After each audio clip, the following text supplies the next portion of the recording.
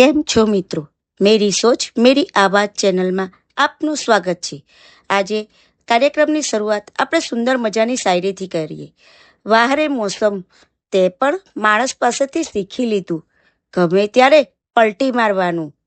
આજની વર્ષા રાણીની કવિતા આગળ નિહાળીએ.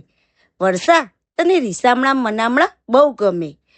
વર્ષા, લાગે છે તને રીસામણા મનામણા બહુ ગમે.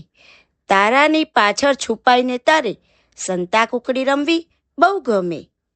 ચાંદાના તેજને વાદળમાં છુપાઈ આગળ ઘેરાવું બહુ ગમે. ધરતી સાથે મિલન ગમે, રીસાઈ જવું બહુ ગમે. વર્ષા, લાગે છે તને રીસામણા મનામણા બહુ ગમે. ક્યારેક ધમધમતા તાપમાં પણ લોકોને અકળાવવા બહુ ગમે. ક્યારેક પશુ પંખીની આકુળતા જોઈ મજા લેવી બહુ ગમે. લાગે છે તને વીજળીના બિલ લાવવા બહુ ગમે. રસપુરીની મજા માણતા લોકોને મજા બગાડવી બહુ ગમે. વર્ષા, લાગે છે તને રીસામણા મનામણા બહુ ગમે. ક્યારેક ધોધમાર વરસાદમાં લોકોને મજા માણતા બહુ જોવા ગમે. ક્યારેક ટપ ટપ દિનભર વરસીને હેરાન કરવા બહુ ગમે. સૂરજ સાથે દિન પર છુપાછુપી હવા બદલવી બહુ ગમે. વધુ વરસીને વર્ષા રાણી રાજ બતાવવું બહુ ગમે. વર્ષા, લાગે છે તને રીસામણા મનામણા બહુ ગમે. વર્ષા તો મારી પ્રેમિકા જેવી છે, એને રીસામણા મનામણા બહુ ગમે. તારા ચાંદાની જેમ સંતા કુકડી રમવી બહુ ગમે.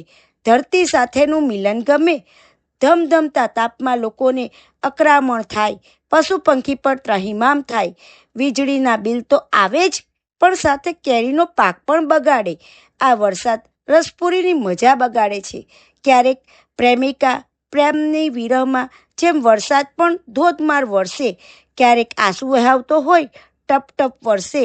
સૂરજ સાથે દિન પર છુપાછુપી રમી એ પોતે રાજા હોય એમ રાજ કરવું બહુ ગમે.